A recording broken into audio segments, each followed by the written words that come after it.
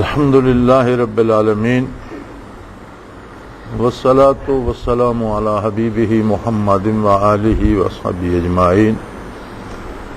اعوذ باللہ من الشیطان الرجیم. بسم اللہ الرحمن الرحیم. ان فی خلق السماوات والارض واختلاف اللیل والنہار لآیات لأولی الالباب الذین یذکرون اللہ قیاما وقعودا وعلی جنوبہم وَيَتَفَكَّرُونَ فِي خَلْقِ السَّمَاوَاتِ وَالْأَرْضِ رَبَّنَا مَا خَلَقْتَ هَذَا بَاطِلًا سُبْحَانَكَ فَقِنَا عَذَابَ النَّارِ. اللهم سبحانك لا علم لنا إلا ما علمتنا إنك أنت العليم الحكيم. مولاي صل وسلم دائما أبدا على حبيبك من زانت به الأسر. عہد حاضرہ انسانی ذہن اور انسانی دماغ کی رسائی کا بہت ایک روشن باب ہے، اور انسانی تحقیق و تدقیق نے مختلف پہلوؤں پر ایسے ایسے رازوں تک رسائی حاصل کی ہے جن کے بارے آج سے پہلے سوچا بھی نہیں جا سکتا تھا. خصوصاً اس 20ویں صدی عیسوی کے نصف آخر میں بے شمار نئی ایجادات منصع شہود پر آئیں اور بے شمار تحقیق و تدقیق سامنے آئی. لیکن عجیب بات یہ ہے، انسانی تحقیقات جہاں مادی اعتبار سے اپنے عروج پر پہنچی اور بے پناہ تحقیقات اور بے پناہ ایجادات سامنے آئیں، وہاں روحانی اعتبار سے بے شمار ایسے حقائق جو روز روشن کی طرح عیاں اور واضح تھے وہ انسانی نگاہوں میں دھندلا گئے. یہ بڑی عجیب بات ہے اور حیرت انگیز بات ہے کہ جن لوگوں کو ہم قدامت پسند اور ترقی سے ناآشنا سمجھتے ہیں، بلکہ اس سے آگے بڑھ کر یہاں تک کہہ دیا جاتا ہے کہ وہ عہد غیر مہذب تھے، نقل کفر نباشت. اللہ کریم اپنی پناہ میں رکھے، لیکن یہ بات کہی جاتی ہے. عجیب بات یہ ہے کہ اگر انسانیت کے معیار کو دیکھا جائے تو آج کا جو تحقیق و تدقیق کا عہد ہے اور آج کا جو اپنے خیال میں روشنیوں کا اور روشن خیالیوں کا عہد ہے، کردار کے اعتبار سے یہ تہی دامن ہے، اور جنہیں قدامت پسند کہا جاتا ہے وہ اعلیٰ اقدار پہ فائز نظر آتے ہیں. یعنی جس عہد کو ہم آج تہذیب سے عاری سمجھتے ہیں، انسانی تہذیب کا عروج اس عہد میں نظر آتا ہے. اور آج جس عہد پہ ہمیں ناز ہے، تحقیق و تدقیق کے عہد پہ، انسانیت کی نگاہ سے دیکھا جائے تو یہ انسانی معیار سے نہایت گرا ہوا اور حیوانی زندگی میں مبتلا نظر آتا ہے. اور وہ حقائق جو اس عہد میں روز روشن کی طرح عیاں تھے، اس عہد میں وقت کی گرد کی تہوں کے نیچے دب گئے، اور اس قدر بود پیدا ہو گیا ہے، اتنی دوری پیدا ہو گئی ہے کہ آج یہ نہیں کہ انسانی عروج اور کمال اور انسانیت کے کمال کا انکار کیا جاتا ہے، انکار نہیں بلکہ اس کی تردید کی جاتی ہے. اور بڑے بڑے نامور مقرر، بڑے بڑے نامور نامہ نگار، بڑے بڑے نامور مصنف اپنا سارا زور قلم، اپنا سارا زور خطاب اس روشنی کی تردید پہ صرف کر رہے ہیں۔ حیرت ہوتی ہے کہ انسان کو کیا ہو گیا ہے۔ انسانی کمال اور انسانیت کا کمال کسے کہتے ہیں؟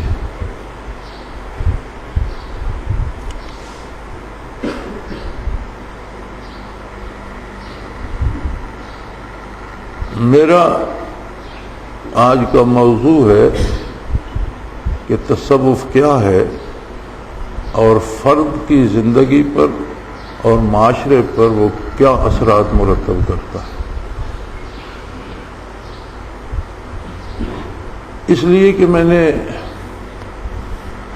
کچھ کالم نگاروں کو پڑھا جو عہد حاضرہ کے بڑے محقق کہلاتے ہیں اور اپنے آپ کو متقدمین کی تقلید سے بھی بالا تر سمجھتے ہیں۔ انہوں نے بڑے ایک سوکیانہ انداز میں کہوں گا کہ بڑے ایک غیر معیاری انداز میں تصوف کی تردید فرمائی ہے۔ تردید کا بھی ایک انداز ہوتا ہے، اس بات کرنے کا ایک معیار ہوتا ہے، لیکن بڑے غیر معیاری انداز میں اور بڑے سوکیانہ الفاظ سے اس کی تردید فرمائی ہے۔ اگرچہ اگر دیکھا جائے صحابہ، تابعین اور تبع تابعین کے 3 زمانوں کو چھوڑ دیں، یہ خیر القرون جو ہیں، بہترین زمانے جو ہیں، ان کو چھوڑ دیں تو تبع تابعین سے لے کر آج تک امت مرحومہ میں سب سے زیادہ پڑھے لکھے، سب سے بڑے عالم، سب سے بڑے مفسر، محدث، فقہا اور سب سے بڑے سچے، کھرے، نیک، پارسا، متقی جتنے نامور لوگ ملیں گے آپ کو وہ سارے صوفی ملیں گے۔ اور یہ کیسے ممکن ہے کہ 14 صدیوں میں وہ لوگ جو انقلاب آفرین تھے اور جنہوں نے ہر قدم پر لوگوں کی رہنمائی کر کے لوگوں کو گمراہی کے کار مذلت سے نکال کر صراط مستقیم پہ گامزن کر دیا، لوگوں کو نہیں انسانیت کو انقلاب برپا کر دیے، یہ سارے لوگ جو تھے یہ خدا نخواستہ یہ بے راہ رو تھے، یا یہ سارے لوگ جاہل تھے، یا یہ سارے لوگ عقل سے عاری تھے؟ یہ کیسے ممکن ہے؟ وہ جو کہا گیا کہ ہمہ شیران جہاں بستہ سلسلہ، یعنی دنیا بھر میں جتنے نامور لوگ گزرے ہیں جنہیں آپ اللہ کے شیر کہہ سکتے ہیں، وہ سارے اس زنجیر میں جکڑے ہوئے ہیں، سب صوفی ہیں۔ روباز ہیلا چساں پہ گسلتی سلسلہ رہا۔ اب اگر کوئی لومڑی اس زنجیر کو توڑنا چاہے تو یہ اس کی بے وقوفی کے سوا کچھ نہیں، ویسے نہیں توڑ سکتی۔ جس میں دنیا بھر کے شیر جکڑے ہوئے ہیں، ایک لومڑی اس زنجیر کو کیسے توڑ سکے؟ یہ میری بات نہیں ہے، یہ بہت ہی پرانا کسی اللہ کے بندے کا شعر ہے، مجھے شاعر کا بھی پتہ نہیں۔ بہرحال میں عرض یہ کرنا چاہتا ہوں کہ آپ 6 7ویں صدی عیسوی میں اپنی نگاہ کو لے جائیے اور روئے زمین پر بنی آدم کی حالت کو دیکھیے۔ بنی آدم کا حال کیا تھا؟ وحشت، درندگی، قتل و غارت گری، لوٹ مار، خون ناحق، عدم تحفظ، ظلم و بربریت، جور و جفا، یا اس قبیل کا کوئی بھی لفظ اس میں آپ شامل کرتے جائیں اور جتنی لمبی فہرست بنا لیں وہ تھوڑی ہوگی اور انسانوں کے مظالم اس سے زیادہ. اس سے بڑھ کر وحشت کیا ہوگی کہ حکمران اور بادشاہ جو محافظ ہوتے ہیں رعیت کے، وہ تفریح تباہ کے لیے رعیت سے لوگوں کو پکڑ کر بھوکے درندوں کے آگے چھوڑ دیتے، اور اس کے لیے باقاعدہ پنڈال بنائے جاتے، اس کے لیے باقاعدہ جگہ بنائی جاتی ہیں جس میں بادشاہ کے بیٹھنے کی جگہ ہوتی، اراکین سلطنت کی ہوتی، اور عام شہریوں کے تماشا دیکھنے کی جگہ ہوتی، اور شہروں کے شہر امڑ آتے اور لوگ تماشا دیکھتے، تالیاں پیٹتے، بھوکے درندے انسانوں کو چیرتے پھاڑتے، ان کی چیخیں بلند ہوتی، خون کے فوارے اچھلتے تو تالیاں بجائی جاتی.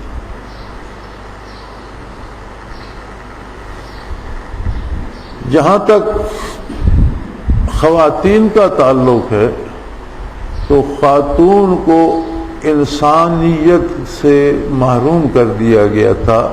خاتون کو انسان نہیں بلکہ ایک شے سمجھا جاتا تھا، جسے خریدا بھی جا سکتا تھا، جسے بیچا بھی جا سکتا تھا.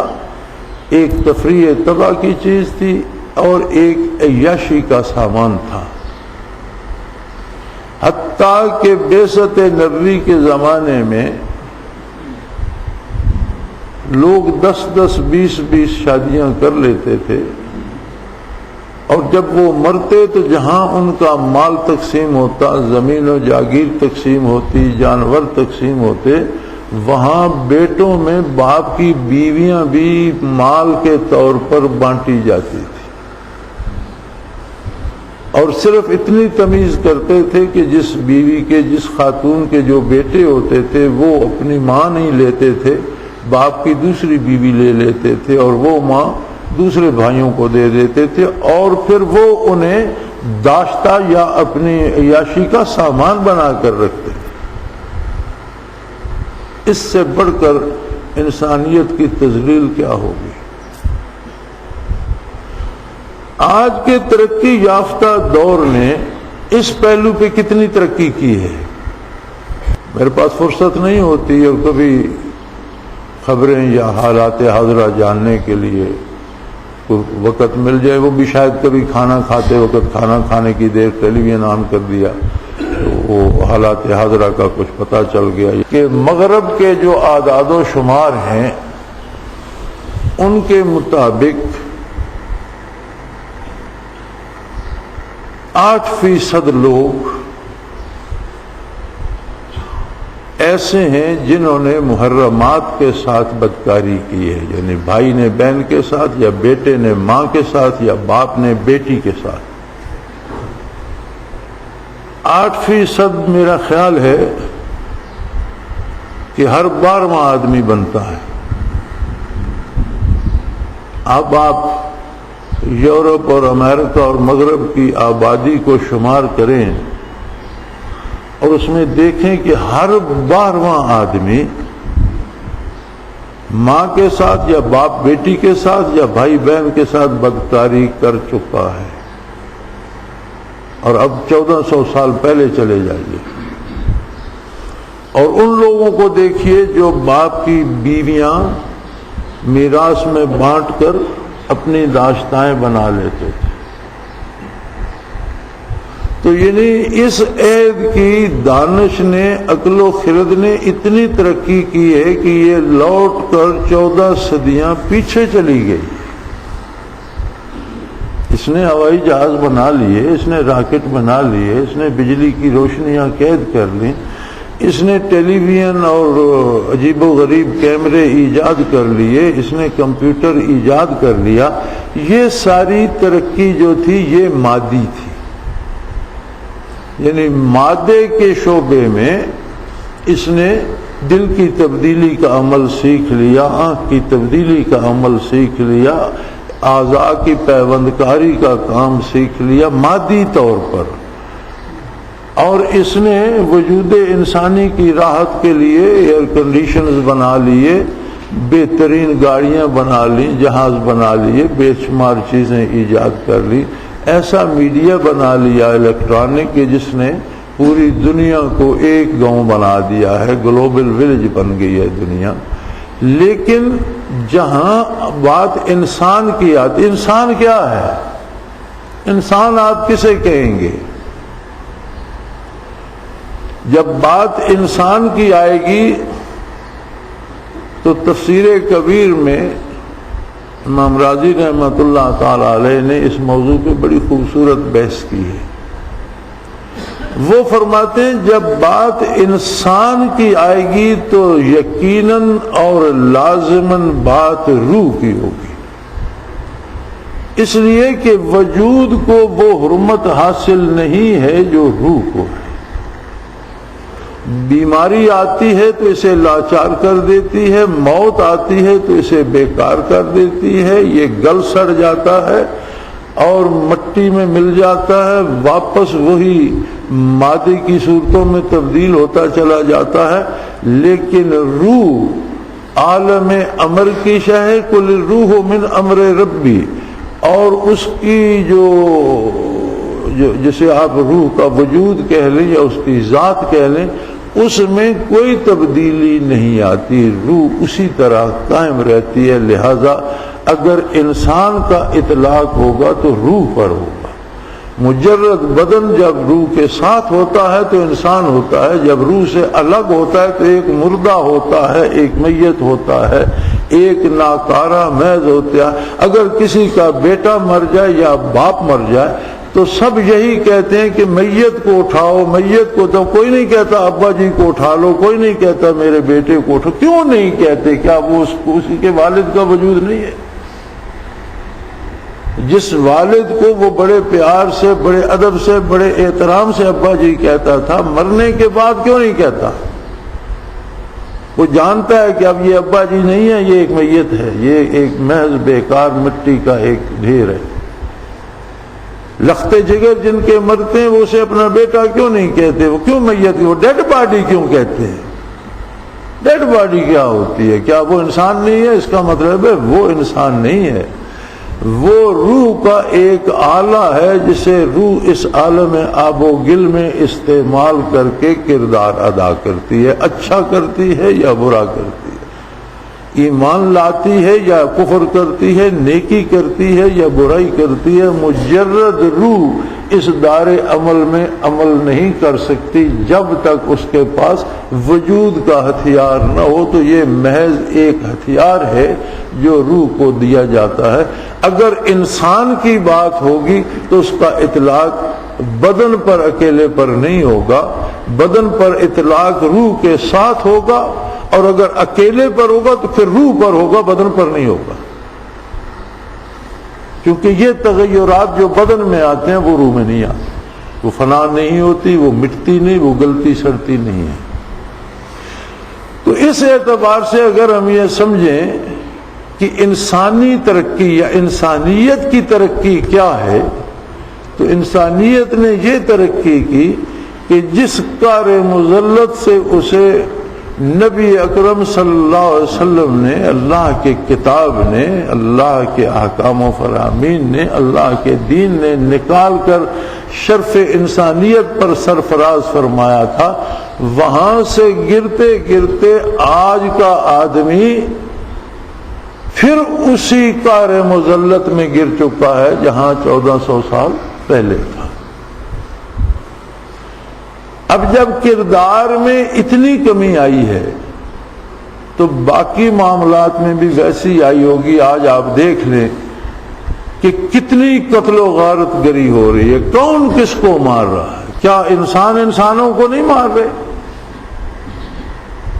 بعثت عالی سے پہلے بھی تو یہی تھا کہ ہر طاقتور کمزور کو کچلتا تھا۔ آج کیا ہے؟ افغانستان میں کیا ہو رہا ہے؟ عراق میں کیا ہو رہا ہے؟ فلسطین میں کیا ہو رہا ہے؟ باقی دنیا کے ممالک میں، شیشان میں، یا جو روس سے ریاستیں آزاد ہیں ان میں، اور باقی جو ممالک ہیں جہاں جہاں یہ خانہ جنگی، کیا ہو رہا ہے؟ کیا انسان ہی انسان کو نہیں مار رہا؟ تو عہد جہالت یا قدامت جسے کہتے ہیں، یا غیر مہذب زمانہ جو تھا، اس میں کیا تھا؟ انسان کا دشمن تھا۔ کنتم آدان، قرآن نے جو تصویر کھینچی ہے، فرمایا کنتم آدان، تم صرف دشمن تھے اور بس۔ کوئی کسی کا رشتہ دار نہیں تھا، کوئی کسی کا دوست نہیں تھا، باپ بیٹے کا دشمن، بھائی کا دشمن، پڑوسی کا دشمن، خاندانوں کے دشمن، قوموں کے دشمن، ملکوں کے دشمن۔ صرف دنیا میں صرف دشمن بستے تھے۔ کنتم آدان، دنیا میں صرف دشمن بس رہے۔ انقلاب آفرین شخصیت تھی آقا نامدار صلی اللہ علیہ وسلم کی، جنہوں نے فَأَلَّفَ بَيْنَ قُلُوبِكُمْ، جس کی بعثت عالی نے تمہارے دلوں میں محبت بھر دی، فَأَصْبَحْتُمْ بِنِعْمَتِهِ إِخْوَانًا، اور اللہ کے انعام سے تم بھائی ہو گئے۔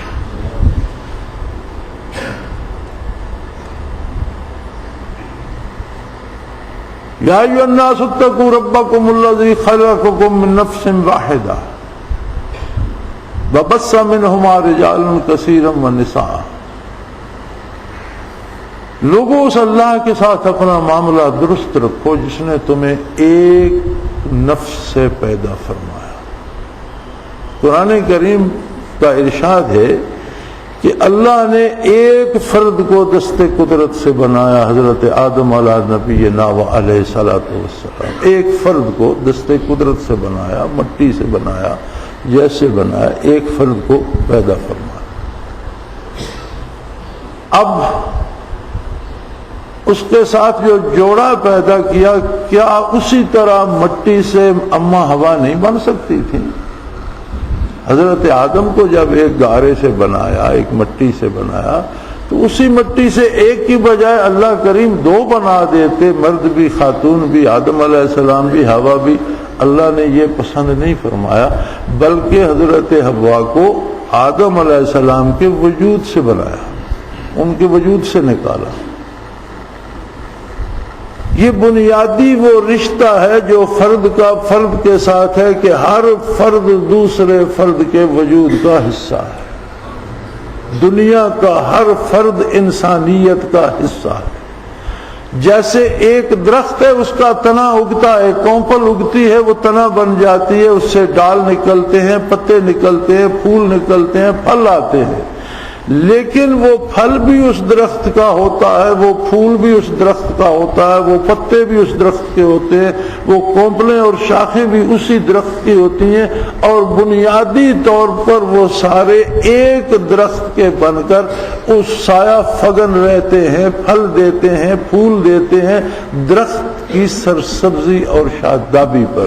اور اگر وہی پتے ایک دوسرے کو کھانے لگ جائیں، اگر کسی درخت کے پتوں میں یہ چیز پیدا ہو جائے کہ آدھے پتے دوسرے آدھے پتوں کو کھانے لگ جائیں، تو اس درخت کا کیا حال ہوگا؟ قدرت نے یہی نسبت عالم انسانیت کی بنائی۔ وہ چاہتا تو ہمیشہ لوگ مٹی سے بنتے رہتے، جس طرح آدم علیہ السلام کو بنایا اسی طرح اماں حوا کو بناتے، اور آئندہ بھی توالد و تناسل کی بجائے مٹی سے لوگ بنتے رہتے، زمین سے اگتے رہتے۔ وہ قادر تھا، اس نے یہ پسند نہیں فرمایا، ایک ذات کو مٹی سے بنایا، ساری انسانیت کو اس ایک ذات سے نکالا، ان کی بیوی کو یا ان کی زوجہ کو ان کے وجود سے نکالا، اور ان کے دونوں کے اختلاط سے انسانیت کو پیدا فرمایا۔ یعنی تنا ایک ہے، شجر ایک ہے، بنیاد ایک ہے، اور سارے افراد انسانیت اس کے پتے، پھل اور پھول ہیں۔ کوئی شاخ ہے جو ہزاروں پتوں کو پال رہی ہے، کوئی کلی ہے جو بہار دے رہی ہے، کوئی پھول ہے جو خوشبو بکھیر رہا ہے، کوئی پھل ہے جس سے انسانیت مستفید ہو رہی ہے۔ اسی طرح اسی میں سے کوئی عادل سلطان ہے، کوئی اسی میں سے اللہ کا نیک عالم ربانی ہے، کوئی اسی میں سے بہترین مجاہد ہے، کوئی اسی میں سے بہترین محقق ہے۔ یہ سارے نامور لوگ کیا ہیں؟ یہ کوئی پھل ہے، کوئی پھول ہے۔ عامت الناس کیا ہیں؟ یہ سارے پتے ہیں، اور جن ڈالوں پہ یہ پتے جیتے ہیں وہ ڈالیں حکومتیں ہیں، حکمران ہیں۔ اب اگر ڈال سوکھ جائے تو پتوں کا کیا ہوگا؟ حکومت گمراہ ہو جائے تو پتے تباہ ہو جائیں گے، ساری ریت ظلم کی نظر ہو جائے گی۔ پھول خوشبو کی بجائے سڑان دینے لگے تو کیا ہوگا؟ پھل اگر غذا دینے کی بجائے گل سڑ جائے، بیماریاں دینے لگے تو کیا ہوگا؟ جس ترقی پہ آج ہم کھڑے ہیں وہاں انسانیت کے اعتبار سے ڈالیں سوکھ رہی ہیں، پتے جل رہے ہیں، پھل گل سڑ چکے ہیں، اور پھول خشک ہو کر بکھر رہے ہیں۔ اور جسے آج کا دانشور قدامت پسندی کہتا ہے، اس میں تو ڈالیں بھی ہری بھری تھی، پھولوں کے رنگ سنہرے تھے، خوشبو سے چمن مہک رہا تھا، اور پھل لذت سے بھرے ہوئے تھے۔ وہ قدامت پسند عہد تھا یا آج کا عہد قدامت پسند ہے کہ جو پھر 1400 سال پہلے والے معاشرے میں لوٹ کر چلا گیا؟ فرق ہے تو صرف ان برقی کمکموں کا ہے، اور کیا فرق ہے؟ انسانی کردار کے اعتبار سے کیا فرق ہے؟ آپ ٹی وی کو چھوڑ دیں، آپ موٹروں گاڑیوں کو چھوڑ دیں، آپ جہازوں کو، بجلی کو، ٹیلی فون کو چھوڑ دیں، انسان کو دیکھیں، انسانیت کہاں پہنچ گئی؟ یہ جو عمل تھا اس جہالت سے نکال کر بندوں کو روشنی میں لانے کا، یہ جو عمل تھا خشک ڈالوں کو ہرا کرنے کا، پتوں کو سرسبز کرنے کا، پھر سے گل کھلانے کا، پھر سے تازہ پھل لانے کا، یہ عمل تھا برکات نبوت کا علی صاحبہ الصلاۃ والسلام۔ اللہ کے نبی اور رسول معاذ اللہ فلسفی نہیں ہوتے، وہ صرف فلسفہ نہیں بتاتے، فلسفی ڈسکس نہیں کرتے، وہ حقائق صرف بتاتے نہیں، بلکہ نبی کا کمال یہ ہوتا ہے کہ جب وہ کسی سے کہتا ہے اللہ اور وہ اگلا قبول کرتا ہے تو وہ صرف اس کا دماغ اللہ قبول نہیں کرتا، اس کی رگ رگ میں اللہ دھنس جاتا ہے، اس کے رگ و ریشے میں اللہ صلاحیت کر جاتا ہے۔ آج کی سائنس ہمیں بتاتی ہے کہ سب سے باریک ذرہ ایک ایٹم ہے، اور اس سے بھی چھوٹا ایک سیل ہے جس سے وجود بنتے ہیں۔ وہ ایٹم سے بھی کہیں چھوٹا ہے ایک سیل، جس سیل سے ایٹم خود بنتا ہے۔ اس سیل میں بھی یہ آج کی سائنس کہتی ہے کہ وہ جو سب سے چھوٹا سیل ہے اس سیل میں بھی شب و روز ہیں، اس میں بھی خزاں بہار ہے، اس میں بھی منفی مثبت ہے، اس میں بھی روشنی اور اندھیرا ہے، اس میں بھی مختلف چیزیں۔ جس طرح سارا جہان آباد ہے، اس چھوٹے سے سیل کے اندر بھی ایک جہان آباد ہے، اور وہ سیل جو ہے وہ کاریگر نے ایسی بنیاد بنائی ہے، بنانے والے نے، کہ انہی سیلوں کو ایک نسبت سے جوڑتا ہے تو وہ پودا بن جاتا ہے، دوسری نسبت سے جوڑتا ہے تو دوسرا پودا تیسری نسبت سے جوڑتا ہے تو کوئی جانور بن جاتا ہے، چوتھی نسبت سے جوڑتا ہے تو پرندہ۔ اسی طرح انہی سیلز کی ایک نسبت جڑتی ہے تو انسان کا وجود بن جاتا ہے۔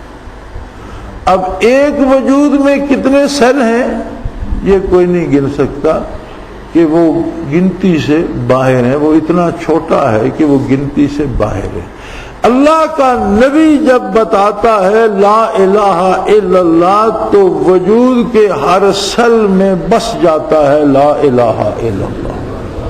اللہ کا نبی جب بتاتا ہے محمد الرسول اللہ صلی اللہ علیہ وسلم تو ہر سل میں رقم ہو جاتا ہے محمد الرسول اللہ۔ اسی لیے ان لوگوں کو صحابی کہتے ہیں جنہوں نے نبی علیہ السلام کے سامنے کلمہ پڑھا یا کلمہ پڑھ کے حضور کو دیکھا یا حضور کی نگاہ کرم ان پر پڑ گئی، تو ان پر ہم سے زیادہ نمازیں فرض نہیں تھیں، ان کے لیے دوسرا قرآن نہیں تھا، ان کے لیے دوسری تسبیحات نہیں تھی، کوئی روزوں کا حکم الگ نہیں تھا، یہی دین تھا جو آج ہمارے پاس ہے۔ لیکن برکات نبوت روبرو تھی، وہ سورج کے روبرو تھے، اور نبی صرف زبانی تعلیم نہیں دیتا بلکہ زبانی تعلیم دینے سے پہلے نگاہ نبوت ہر باڈی سیل کو روشن کر دیتی ہے۔ وَيُزَكِّيهِمْ وَيُعَلِّمُهُمُ الْكِتَابَ وَالْحِكْمَةَ، تزکیہ پہلے ہو جاتا ہے، تعلیم و کتاب حکمت بعد تھا۔ تزکیہ کیا تھا؟ اگر وجود کے نہانے دھونے کی بات تھی تو آج کا انسان نہانے دھونے میں تو دن میں 4 بار نہاتا ہے اور 4 بار کپڑے تبدیل کرتا ہے۔ آج کے جو باتھ روم بنے ہوئے اور ان میں جس طرح کے سوپ اور جس طرح کے وہ استعمال ہو رہی ہیں چیزیں، وہ سہولتیں تو پہلے نہیں تھیں۔ تو آج بظاہر تو چمک دمک میں تو آج کا انسان آگے ہے۔ وہ تزکیہ وجودوں کا نہیں تھا، وہ تزکیہ انسان کا، انسانیت کا، ارواح کا تھا، قلوب کا تھا، باطن کا تھا، کہ ایک نگاہ نبوت نے، قرآن فرماتا ہے ثم تلین جلودہم وقلوبہم الی ذکر اللہ۔ اب انسان کی ابتدا و انتہا کیا ہے کہ جلد سے شروع ہوں اور نہاں خانے دل تک چلے جائیں۔ یعنی اگر آپ آج کی زبان میں بات کریں گے تو بالکل یہ کہیں گے کہ اس کا ہر باڈی سیل ذاکر ہو گیا تھا، ہر وجود کے ہر سیل ہر ذرے میں لکھا گیا تھا لا الہ الا اللہ محمد الرسول۔ کوئی ادارہ بنایا حضور نے، کوئی انسٹیٹیوشن بنایا، کوئی یونیورسٹی بنائی، کوئی ایسا طریقہ کار کہ جس میں لوگ تبدیل ہوں اور وہ سمجھ جائیں، انہیں پڑھایا جائے، سمجھایا جائے۔ ایک آدمی، یہ ایک تاریخ کا حصہ ہے، یہ میں روایت نہیں، میں ایسے بات مثال نہیں دے رہا، یہ تاریخ کا حصہ ہے کہ ایک شخص اپنا گلہ چھوڑ کر، ریوڑ چھوڑ کر شام کو حاضر ہوا بارگاہ رسالت پناہی میں کہ مجھے اپنی خدمت میں قبول فرمائیے، مجھے کلمہ پڑھائیے، میں آپ پر ایمان لاتا ہوں۔ صبح جو فوج جا رہی تھی محاذ پر، آقا نامدار صلی اللہ علیہ وسلم نے اس آدمی کو جو شام ایمان لایا تھا صبح اس کا جرنیل بنا دیا کہ تم اس کے کمانڈر ہو اور ان کے ساتھ جہاد پر جاؤ۔ ہم دیکھتے ہیں کہ ساری ترقی کے باوجود ایک نوعمر بچہ کیڈٹ بھرتی ہوتا ہے اور 28، 25، 30 سال لگ جاتے ہیں اس کو جرنیل بنتے بنتے، اور دنیا بھر کے اداروں میں اسے بھیجا جاتا ہے، ساری عمر وہ کورسز کرتا رہتا ہے، پڑھتا رہتا ہے، بھویں سفید ہو جاتی ہیں تو جرنیل بنتا ہے۔ بتائیے آپ کے کتنے جرنیل کامیاب جرنیل ہیں، کتنے ایسے ہیں جن کو تاریخ نے یاد رکھا؟ کوئی نہیں ملتا۔ اور وہ جرنیل جو شام کو آیا، نہ اسے کسی نے فوجی تربیت دی، نہ اسے کسی نے لیکچر دیا، نہ اسے کسی نے کچھ سمجھایا، وہ جرنیل صبح جو حضور نے محاذ پر روانہ کر دیا، اس تاریخ اسلام میں سے کسی جرنیل کو بھلا کر زمانہ دیکھے، کسی پر انگلی اٹھا کر دیکھے، کسی پر اعتراض کر کے دیکھے، کہاں سے سیکھا انہوں نے؟ آگے چلتے ہیں، تھوڑا سا اس سے آگے چلتے ہیں۔ فرعون کا دربار لگا ہوا ہے، موسیٰ علیہ السلام کے پیغام نے ہلچل مچا دی ہے۔ ایک عام آدمی اٹھ کر کھڑا ہو گیا ہے اور اس بندے کو کہتا ہے جو کہتا ہے کہ میں رب ہوں، مجھے سجدہ کرو، میں رب ہوں، اور اتنا جابر و قاہر ہے کہ لوگ مجبوراً سجدہ کرتے ہیں، اسے کہہ رہا ہے کہ تم مخلوق ہو اور رب اللہ کریم ہے، تم اس کی ربوبیت کا اقرار کرو۔ کیسی عجیب بات ہے۔ فوجیں، طاقت، قوت، خزانے، دولت، ہر چیز فرعون کے پاس ہے، اور ایک بظاہر تہی 10 شخص 1-2 شاخہ چھڑی لے کر کھڑا، ساتھ اس کے ایک بھائی ہے، 2 بندے ہیں، وہ کہتے ہیں توبہ کرو اللہ کی بارگاہ میں، تم ایک عام آدمی ہو، اپنے گناہ معاف کرو اور اللہ کو سجدہ کرو۔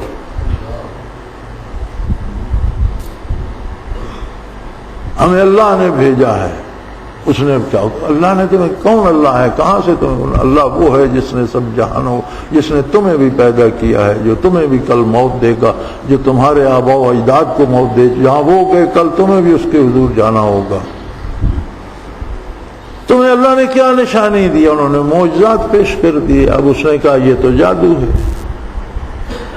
اس نے پورے ملک میں، پوری سلطنت میں اعلان کر دیا کہ سارے جادوگر جمع ہو جائیں اور ان کے جادو کا مقابلہ کریں۔ وقت مقرر ہو گیا، دن مقرر ہو گیا، فرعون کا دربار ہے، اس کی فوج ہے، اس کے لو لشکر ہے، اس کی رعیت ہے ساری تماشا دیکھنے والی، اور جادوگروں کی ایک تعداد ہے، اور وہ میدان بھرا ہوا، اور وہ جادوگر کہتے ہیں فرعون سے کہ ان لنا لاجرا ان كنا نحن الغالبین، اگر آج کا میدان ہم نے مار لیا تو ہمیں پھر خاص انعام سے نوازا جائے گا، پھر آپ کو ہمیں بہت بڑا انعام دینا پڑے گا۔ اس نے کہا بے شک، انکم من المقربین، تم کیا چاہتے ہو؟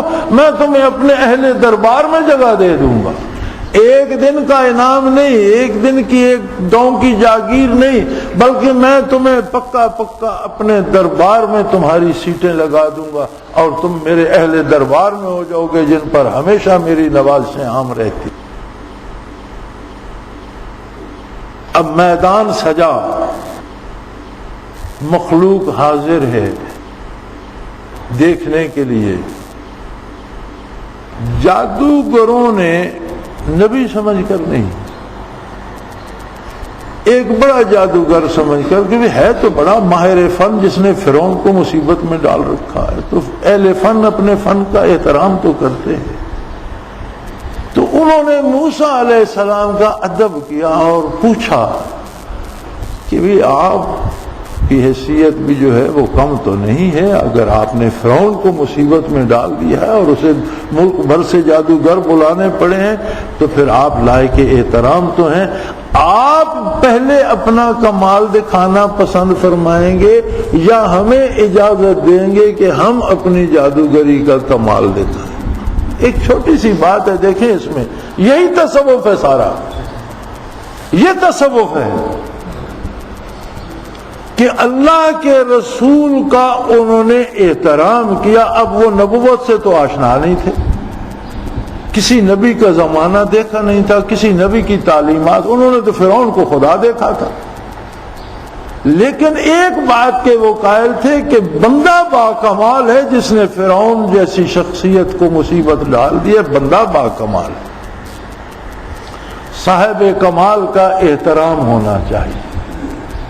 تو انہوں نے کہا کہ حضور آپ اپنا کمال پہلے دکھائیں گے یا ہمیں اجازت دیں گے؟ موسیٰ علیہ السلام نے فرمایا تم اپنا دکھاؤ۔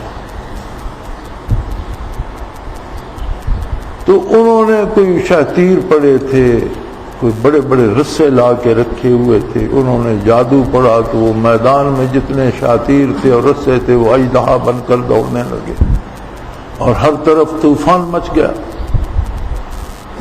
اب موسیٰ علیہ السلام کو حکم ہوا، انہوں نے اپنا وہ عصا پھینکا تو اتنا بڑا اژدہا بنا کہ جتنے وہ انہوں نے اژدہا بنائے تھے، خواہ وہ رسے تھے یا شاطر، اس نے ایک سرے سے نگلنے شروع کی اور پل بھر میں ان سب کو نگل گیا۔ اور جب سارا میدان اس نے صاف کر دیا تو موسیٰ علیہ السلام نے ہاتھ رکھا تو وہی عصا تھا، نہ اس کا قد بڑھا، نہ وہ موٹا ہوا، نہ وہ پتلا ہوا، اور نہ باقی کوئی شاطیر اور رسہ میدان میں تھا۔ یہ تصوف ہے کہ اللہ نے جادوگروں کو وہ شعور دے دیا کہ یہ جادو نہیں ہے. جادو ہوتا تو جو ہم نے جادو کیا تھا اس کو باطل کر دیتا اور وہ پھر واپس شاطیر بن جاتے, رسے بن جاتے. اب یہ ہاتھ میں پکڑنے کی لاٹھی ہے, یہ سارے شاطیر اور رسے نگل گئی اور پھر لاٹھی کی لاٹھی ہے. اس کا مطلب ہے یہ اللہ کا نبی ہے, یہ جادوگر نہیں ہے. یہ تصوف ہے. نبی کا ادب کیا انہوں نے, خواہ جانتے نہیں تھے کہ نبی ہے لیکن یہ جانتے تھے کہ بندہ لائق احترام ہے. اس ایک ادب نے انہیں نبی کا نور نبوت سمجھنے کی توفیق دے دی. اور فرعون بھڑک اٹھا, انہوں نے کہا جی ہم ایمان لاتے ہیں, یہ تو اللہ کا رسول ہے, کوئی جادوگر اس طرح نہیں کر سکتا. جادوگر ہوتا ہمارے جادو کو باطل کر دیتا تو وہ شیاطین اور رسے تو میدان میں ملتے. یہ نبی ہے, یہ معجزہ ہے, یہ جادو کا کھیل نہیں ہے. اب انہیں کسی نے نہ کلمہ پڑھایا, نہ آخرت کے بارے بتایا, نہ برزخ کے بارے بتایا, نہ قیامت کے بارے, کوئی تقریر انہوں نے نہیں سنی, کوئی ملاقات ان کی موسیٰ علیہ السلام سے پہلے نہیں ہے. فرعون بھڑک اٹھا, اس نے کہا اچھا تو تم اتنی بڑی گستاخی کر رہے ہو تو میں تمہارا ایک طرف کا بازو دوسری طرف کا پاؤں کاٹ دوں گا اور تم سب کو ابھی سولی پہ لٹکا دوں گا. انہوں نے کہا فقض ما انت قاض, جو کر سکتا ہے کر, یہی نہیں اس سے زیادہ کوئی ظلم کر سکتا ہے تو کر. نتیجہ کیا ہوگا, ہمارے گناہ معاف ہو جائیں گے, ہم پہلے مسلمان شمار ہوں گے, روز حشر ہمیں شرمندگی نہیں ہوگی, ہمارا پروردگار ہم سے راضی. یار یہ ساری باتیں انہیں کس نے بتائیں, کب بتائیں؟ کوئی فرصت درمیان میں ملتی ہے سیکھنے سکھانے کی؟ یہ تصوف ہے کہ نبی کے ساتھ وہ تعلق پیدا ہو جائے کہ علوم نبوت کا دریا دل میں جاری ہو جائے. یہ تصوف ہے.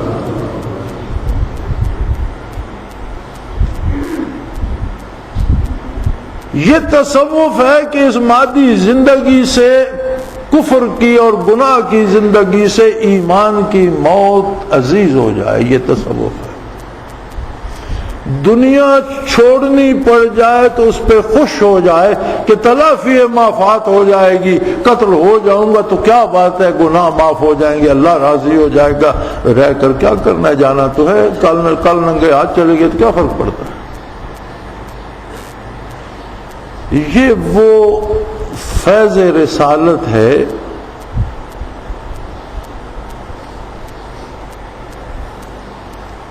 یہ فیضان نظر تھا یا کہ مکتب کی کرامت تھی؟ یہ فیضان نظر تھا یا کہ مکتب کی کرامت تھی؟ سکھائے کس نے اسماعیل کو آداب فرزندی؟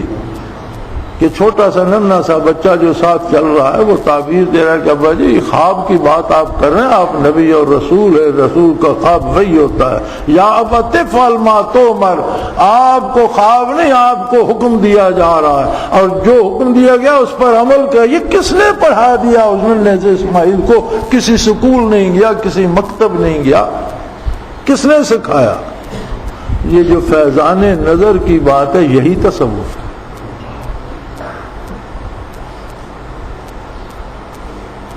نبی کریم صلی اللہ علیہ وسلم نے کوئی انسٹیٹیوشن, ادارے نہیں بنائے, بلکہ جو ایمان لایا وہ دعوت تھی. یتلو علیہم آیاتہ, اللہ کا پیغام پہنچایا بندوں کو. اور جو ایمان لایا ویزکیہم, جس نے کلمہ پڑھ لیا وہ پیغام اس کے ہر باڈی سیل میں دھس گیا. ثم تلین جلودہم وقلوبہم الی ذکر اللہ, کھال سے لے کر نیا خانہ دل تک ہر باڈی سیل ذاکر ہو گیا. اب اندازہ کرو کہ کتنے خرب سیل ایک وجود میں ہیں, اور اگر ہر سیل ہر لمحے اللہ کہے تو ایک شخص کتنا ذکر کرتا ہے. یہی قرآن کہتا ہے وَاذْكُرُوا اللَّهَ ذِكْرًا كَثِيرًا, کثرت سے اللہ کا ذکر کرو. جب تک دل ذاکر نہ ہو, وجود ذاکر نہ ہو, ہر باڈی سیل ذاکر نہ ہو, ذکر کثیر نہیں ہو. تو قرآن کریم نے بہت خوبصورت انداز میں اس بات کو ارشاد فرمایا ہے کہ یہ جو شب و روز کا آنا جانا ہے، یہ جو روز چیزوں کا بننا بگڑنا بکھرنا ہے، فصلوں کا اگنا سرسبز ہونا پھر کٹنا بکھرنا، جانوروں کا پیدا ہونا مر جانا، سورج کا طلوع و غروب، موسموں کا تغیر و تبدل، یہ جو کروڑوں صدیوں سے رب جانے کب سے ایک منظم پروگرام کے تحت چل رہا ہے، جس میں آج تک کوئی غلطی، کوئی توڑ پھوڑ، کوئی خرابی نہیں ہوتی، تو یہ کیا خود بخود چل رہا ہے یا اسے کوئی چلا رہا ہے؟ یہ جو بنا کیسے ہے؟ یہی سوال پچھلے دنوں احباب لائے، کوئی روس کے سائنسدان جس نے ایٹم پہ تحقیق کی ہے اور ایٹم کے اندر اس نے کوئی روشنی تاریک کی ہے، وہ دریافت کیا ہے اور اسے نوبل پرائز بھی ملا ہے، وہ اسلام آباد آئے ہوئے تھے، تو ان پر کسی نے سوال کیا کہ اس زندگی کے بعد what about hereafter، اس زندگی کے بعد کی زندگی کی کیا بات ہے؟ تو اس نے کہا I don't know، میں تو نہیں جانتا، میں تو یہ جانتا ہوں جو سل پہ میں نے تحقیق کی ہے، یہ زندگی کیا اور اس کے بعد کیا ہے یہ میرا موضوع، میں تو نہیں جانتا، لیکن خود اس کے دل میں سوال پیدا ہو گیا کہ یہ ہے کیا؟ تو اب آپ نے مجھے بھیجا وہ سوال، تو میں نے عرض کی کہ جس ایٹم پہ اس نے تحقیق کی ہے یہ ایٹم کہاں سے آیا؟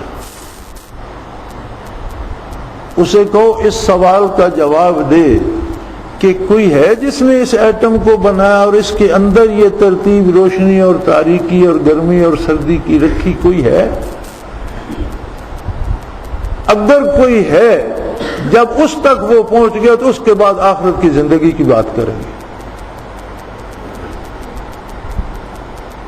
کیونکہ مسلمان کے لیے تو قرآن ہے، اللہ کا حبیب ہے، وہ دلائل ہیں، معجزات ہیں، جو غیر مسلم ہے اس کے لیے تو کچھ بھی نہیں بیچارے۔